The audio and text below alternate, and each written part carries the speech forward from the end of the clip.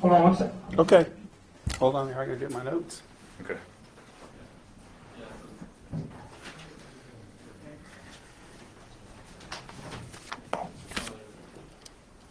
Okay, go ahead. Good afternoon and welcome to Purdue University for another session of the CERIAS Security Seminar.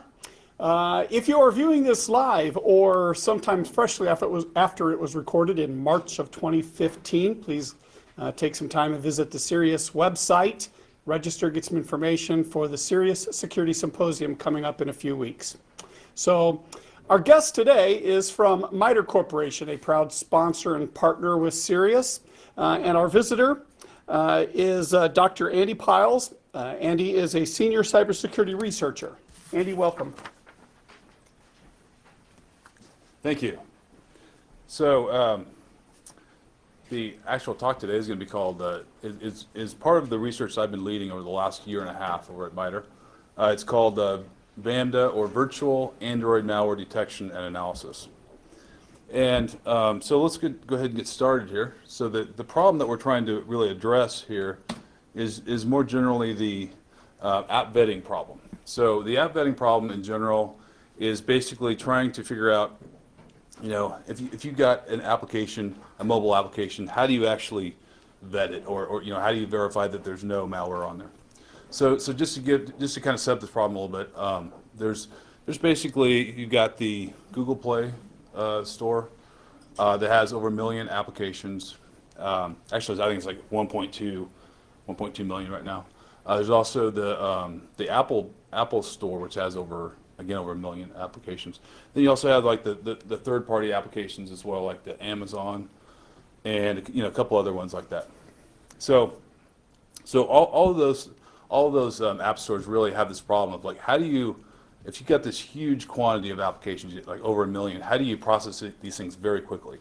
So really what you want to look at is, the actual assurance level. So is this, if we're looking at a very low assurance level, then it's probably okay to actually take this application, vet it fairly quickly, and throw it on the app market so you can download it and so forth. However, if the assurance level is a little bit higher, then you may need to spend more time on that. So the way I look at that is there's basically the environment where like there's Google Play, there's a third-party app stores, but then there's enterprise app markets out there, and these are basically enterprise or government entities where they've got where the actual assurance level is very high. They want to verify which applications are actually going on there. So that being said, so what we really want to understand for more of the advanced malware analysis problem is we want to understand, what is this app actually doing? Now again, at the Googles and Apples of the world, they're obviously concerned about this as well, but not at the same level as a government entity or enterprise. And so so in both cases, it's a very significant investment in time. You got to spend a lot of time on this stuff. The other thing that we want to look at is, okay, so then if you start looking at sophisticated malware may actually be hidden within applications. And so some challenges with that is, in some cases, malicious payloads can actually be dynamically downloaded. So just by doing static analysis by itself, you may not actually capture this. So the other challenge is, what actually triggers malware? So we want to figure out, like, okay, is there some sort of external event? For example, there was a talk from 2012 by this hacker by the name of Charlie Miller, and he did a talk where he basically figured out a way of getting this. I wouldn't call it malware, but he got this application to actually run within the App Store that was not supposed to be run, and he actually got it through. He got his account banned apparently, but so he actually did that. But what that shows is that the existing app vetting environments are not really suitable for some of this advanced malware that we're seeing out there. So the objective of VAMDA is to basically provide a platform for mobile malware analysis and app vetting. So we want to look at both the general use case and more of the advanced use case as well. And so it really, the idea is to reduce costs by automating certain manual work. So one of the things with enterprise where there is a lot of manual app vetting involved, there's a lot of labor. It can be very expensive because you have these specialists that are really looking through these applications one at a time, which obviously doesn't scale if you got millions of applications. So the other objective here is to design the platform for scalability. We want to be able to handle, if we want to scale up, handle multiple applications. We want to have that ability. So we've got this multi-tier architecture, which I'm going to explain a little bit later. We also want to accurately log, observe, and analyze mobile application behavior. And we want to, so the goal is to really record all relevant interactions. We want to record all that information. And finally, we actually want to provide the raw logs for further analysis. So some of the challenges here, as I've kind of mentioned some of these, but how do you trigger malicious behavior? So in that case, with the example I just gave with that, it's called the bouncer paper. I had the reference here somewhere. I'll tell you guys later. But if you look at that paper, it's basically what they did is they just checked to see, okay, I'm running within a virtualized environment. I'm not going to do anything. So again, how do you actually trigger this malicious behavior? That's a big challenge and all that stuff. And I kind of touched on this a second ago, but how do you counter sophisticated "am I being monitored" detection? There's another paper that came out recently, and it basically showed a step-by-step. Here's how you detect that you're running within an emulator, and if you're running within an emulator, just don't do anything. So it's fairly trivial for malware to just simply say, okay, I'm just not going to do anything. So kind of an issue. The other thing is realistic user input. If you're trying to automate this, how do you get realistic user input? And then how do you I'm going to skip over a couple of these things, but how do you efficiently capture all interaction with the system? So that's another challenge. Like, how do you actually capture what's happening? So, and then finally, once you have all this flow of data, what do you do with it? How do you analyze it? So, if you were to Google, Android system architecture, and you go to Wikipedia, this is the image you would see. So this is just basically. This is actually getting somewhat dated now, but it's still relevant. If you look at this, if you look up here at the top tier here, these are the different applications. So if you write an application on Android, it's going to be up in this higher tier. And if you want to do anything interesting with it, if you want to make a phone call or you want to use a camera or whatever, you need to interact with the application framework, which in turn interacts with the lower libraries and then ultimately all on top of the Linux kernel. So if we want to record all this stuff, somehow we need to get in the middle of this stuff, right? So we need to figure out, like, what is this phone doing? Well, what is this application? The phone being an application, right? So what exactly is it doing? So that's the idea here. So the idea here of the just trying to set up the idea behind this is, so we made the observation that in order for any malicious behavior to occur, like if you want to do any sort of network connection or write something to a file or something like that, you basically have to use a system call, right? So it's kind of common sense, but that's how you got to do it. So the idea is if we were to somehow be able to record network, file, and binder, which I'll talk about this more in detail in a second, but also process related system calls. And so if we were able to record all this stuff, theoretically we should be able to really see what's happening with all the full interaction that this application is doing. And so the idea is we want to be able to observe and compare the application behavior within the multiple environments, instrumented platforms. And then we also want to have some way of semi-automating the UI interaction so that you're not actually having to click through this stuff to the application manually. And then finally we have an automated report from the post-processing of the raw logs. So some of the system call groups that we look at are, nothing too exciting here, but just, all the network related system calls. We want to basically hook these, examine what's happening. So, with socket connect, send and receive. Connect is obviously useful because you can tell which IP addresses this application is actually connected to. Now, obviously, you can get a lot of this stuff with something like TCP dump or PCAP analysis. But what you can't, what at least is very difficult to do, is actually figure out which traffic flows are assigned to that specific application, right? So you can say, yeah, something on this phone was connecting to this IP address over here and doing stuff. But trying to actually bridge that gap there, that's the whole idea with this. And the file is useful because we can track all the file interactions that the application is doing. Every file that opens, reads, and writes, and so forth. And the binder, I'll describe this more in a second, but that does the, we basically hook the ioctl system call. And by doing that, we can actually, this is very interesting, we actually track all the interactions between the application and all the Android services.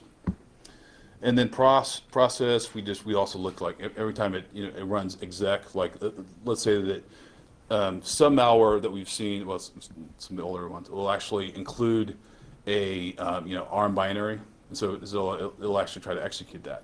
And sometimes, with the whole concept of rooted phones, you'll have the SU binary on there. So you'll see it, exec SU, and it's trying to, who knows what it's trying to do, right? So zooming in on the Android system interaction, the way this works is, so for the binder module, turns out that every time that the application wants to interact, so again up here, you guys can see that, yeah, okay. So anytime the application wants to interact with the framework, the system services, it actually goes through through the kernel, believe it or not. So what it's doing is it ultimately, through a long path, it actually goes through here, the binder driver, and then from there, it's able to interact with the different applications. So by sitting at that layer, we can actually get a whole lot of very useful information. So some examples that we can do, we can actually track sensitive transactions. Every time it tries to retrieve the IMEI or the phone number, something like that, we can actually track all that information.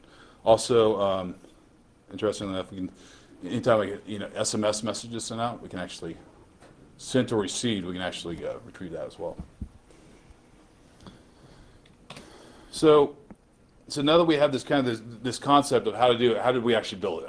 How did we design this? Okay, so the first idea here is more more intuition. Is that so the first one up here, this guy here is the emulator, right? So the emulator is typically something based off of QEMU, if you guys are familiar with that.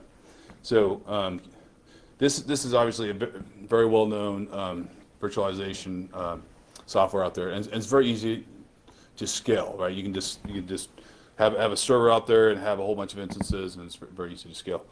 The problem with that, though, although it's easy, it's also very easy to detect, unfortunately. So even though this seems like the easiest solution, it's not the perfect solution. So what we did is we actually used a combination of all three of these. So the other approach here, the second one here, the ARC, this is kind of interesting. With the last year, really, we're seeing a lot more of these 64-bit ARM server environments. So with these things, you can actually have it's very similar to like an x86 based platform where you've got full hardware virtualization capabilities, and it's actually got like a lot of memory you can throw at it. So you can have like 128 gigs of memory or something like that. So with that, you can have full hardware virtualization. So you can actually have a virtual Android instance, and it's also it's much more difficult to detect, although it's still possible. And then finally, obviously the phone. This is a Nexus 5, I believe. And so with this one is actually the best environment because it's an actual phone. It's very easy to instrument it. The problem with that though is it doesn't scale very well, right? So if you're trying to go to the level of you've got 1 million applications, you're trying to, it's very difficult to visualize a data center with a million phones just stacked up in there, right? I mean, it's just doesn't work too well. So okay, so once we have all this stuff set up, the big picture here is ultimately we upload an APK. An APK is basically just an application. It's a zip file essentially. We would take that, do some initial static analysis on the application. We would then derive the user input, and then all that's, then we basically do that on each one of these platforms. So we would do like on the previous slide, we would have the ARM server, the modified emulator, and also the physical phone. And then once we've done that, we basically take all the results, combine them together, and then we can generate the final report. So jumping to the implementation part, what we did, so we decided on the phone, in the ARM server, we decided to go with a kernel module where we just basically hook all the system calls, which is nothing new. I mean, this has been done for a while, but we decided to do it on an actual Android phone. And on the emulator, we used a QEMU plugin, so we're really doing so essentially we're using virtual machine introspection techniques. So by doing all these things, that's the whole idea of how it works.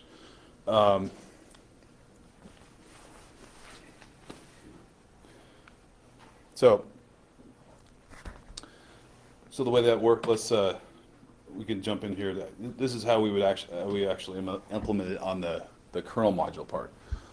So if you look at the Linux kernel today, you'd see the system call table, which is interesting. It's not an exported symbol. So if you guys have done any kernel program, has anyone here done any kernel program before?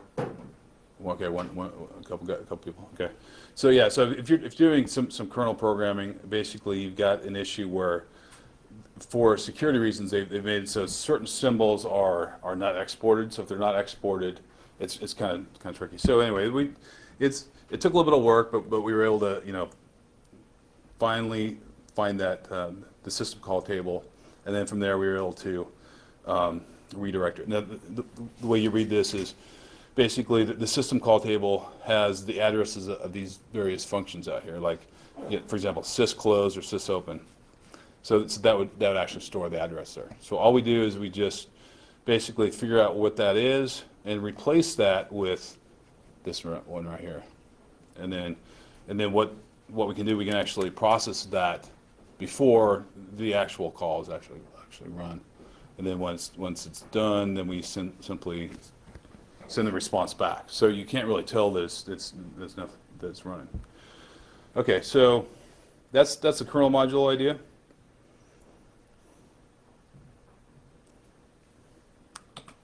And the next one here is the VMI based architecture. So this is the part that's run on the emulator. So the way this works is you've got the way to read this is so up here a user process somehow executes a system call, right? So as soon as it executes a system call, what happens is that it at some point through the flow, it generates a software interrupt. Okay, so a software interrupt is then we can then pick this thing up within our plugin, and then we can actually process the actual system call basically, and then once we're done processing it, we then pass it off to the kernel. So then the kernel processes it normally, and then we get the return from it, and then it goes back up here. So this is nice in that we really don't have to modify anything in user space or in the kernel space. So it actually gives you a little bit higher assurance level. So moving on to the analysis part.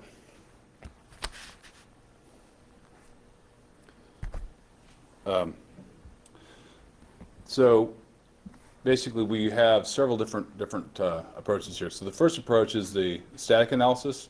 This is where we package and we basically parse an APK. We look at what's called the manifest By the way, have you guys ever done any Android app development here? Is anybody somewhat familiar with this? Okay, good. I just want to see if you guys understand what I'm talking about here.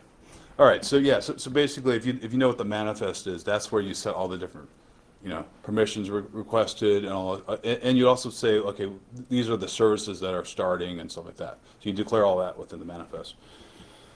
So the idea is we just kind of do some very lightweight parsing of that. We just kind of say, okay, these are the different applications, and we also look to see if there's any native libraries out there.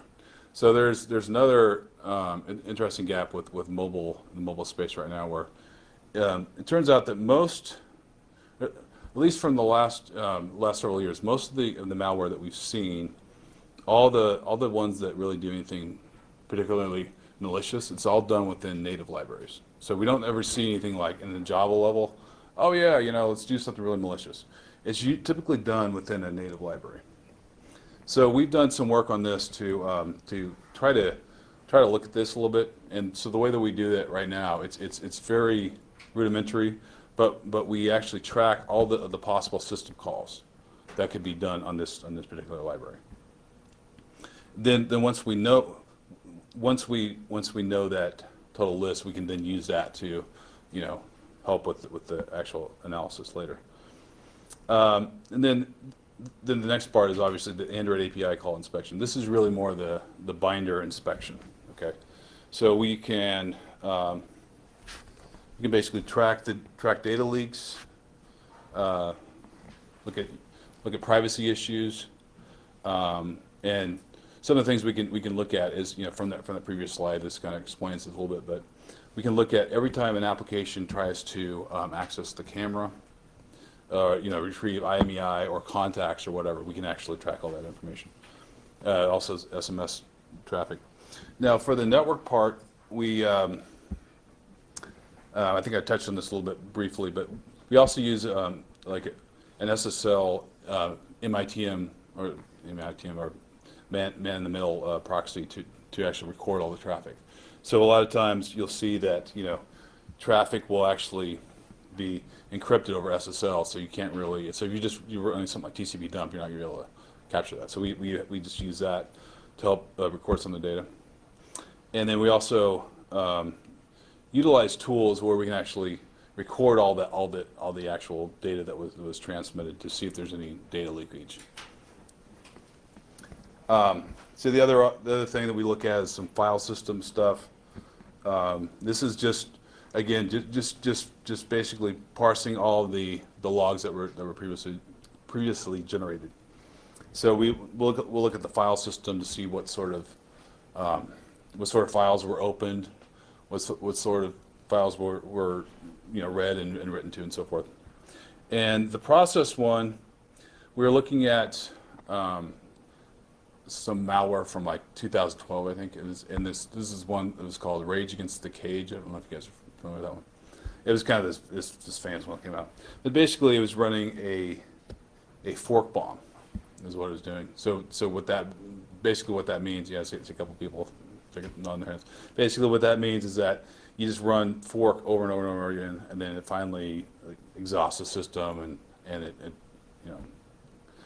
from that you're able to get a privilege escalation and do all kinds of nasty stuff. So we added that in there as well to kind of track that kind of stuff. So it turns out though that we have that in there. And the other option is the automated screenshot capability. So anytime that we find anything, we can take a screenshot of that, which is useful in the final report that we generate. Okay. So just to get a little bit more detail on the metrics that we're currently looking at, we can anytime that an application attempts to read an SMS message, or retrieve a phone number, get the SIM card serial number, and so on, or take a picture. Anytime it basically tries to get any of this stuff, it will basically log all that stuff, so we can see what's happening.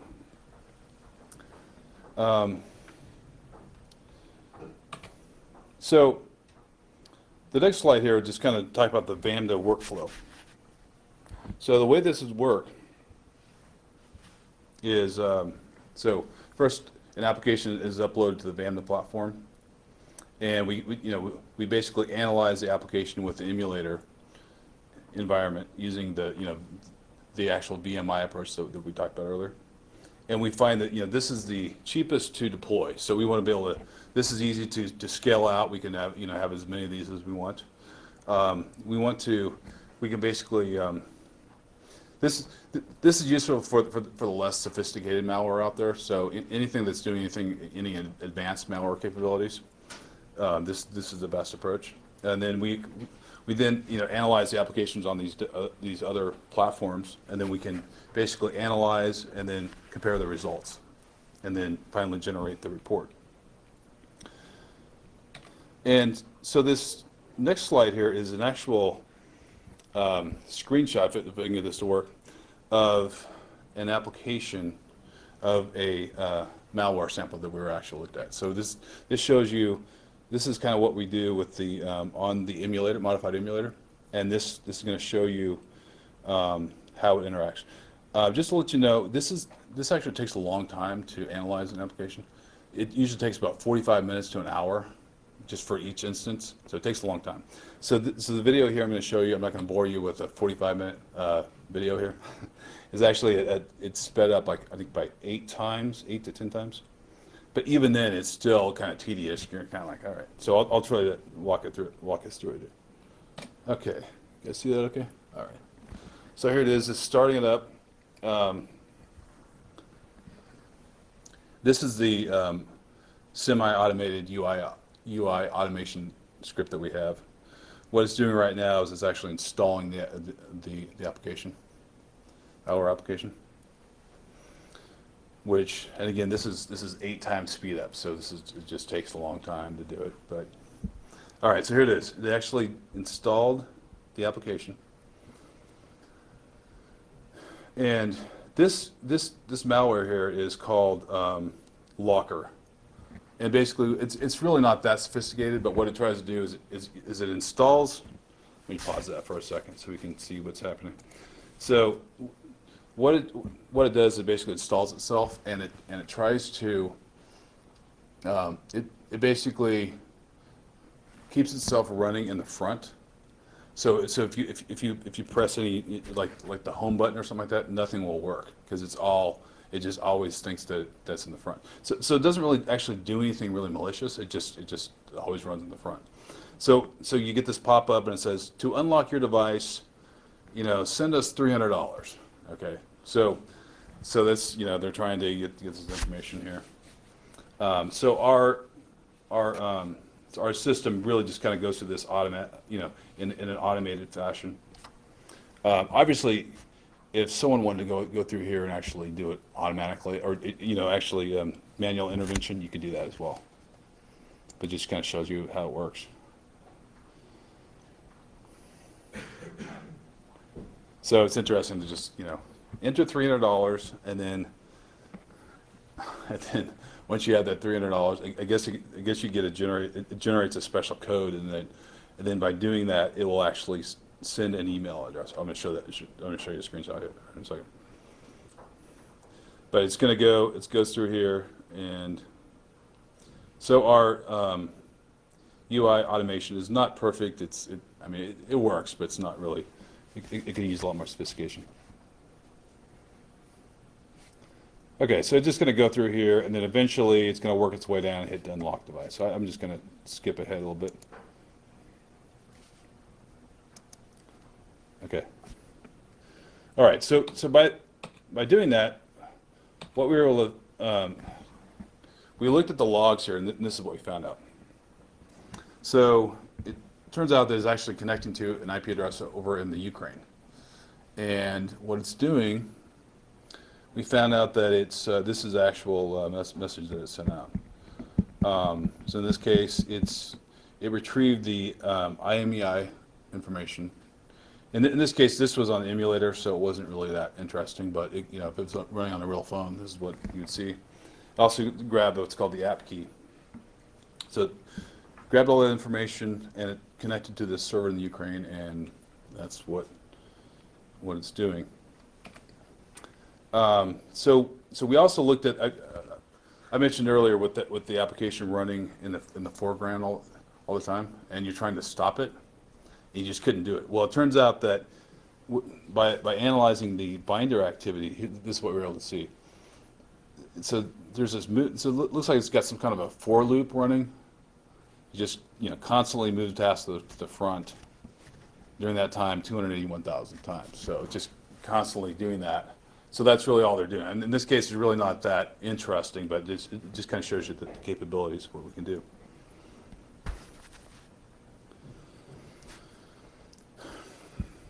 All right.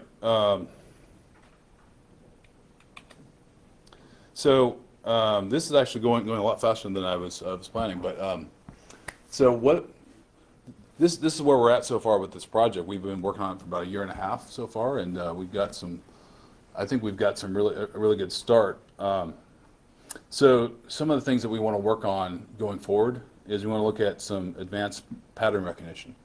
So we want to look at so we've got a sequence of discrete events that we can observe, and we want to be able to say, okay, can we actually make some high-level events out of this? So that's a big thing that we're looking at here for the next year or so. And then we just want to analyze all this stuff to see what we can find, find some additional information. We also want to work at some advanced static analysis as well.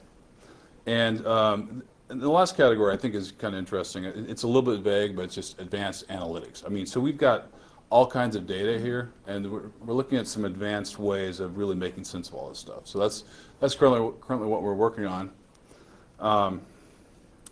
And so what I'd like to do at this point is just kind of open it up for questions. If you guys have any questions over what we've been talking about.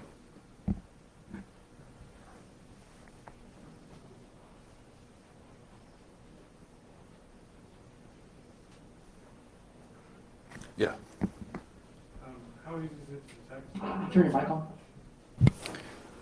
I'm trying, it's not. There it is. How easy is it to detect that it's in an emulator? Like, is it just a couple of calls, or, I mean, is it more complicated than that? So, right, so there's a paper out there that you might want to look up. It's called Rage Against a Virtual Machine. Yeah, it's an interesting paper. So if you look through that, it's actually fairly straightforward to detect, especially if you're running something like QEMU that's doing ARM emulation. It's fairly simple, fairly straightforward. But yeah, that's a good question.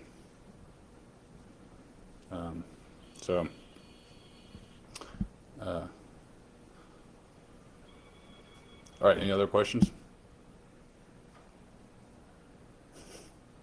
Okay, well, I guess we'll just go ahead and finish early.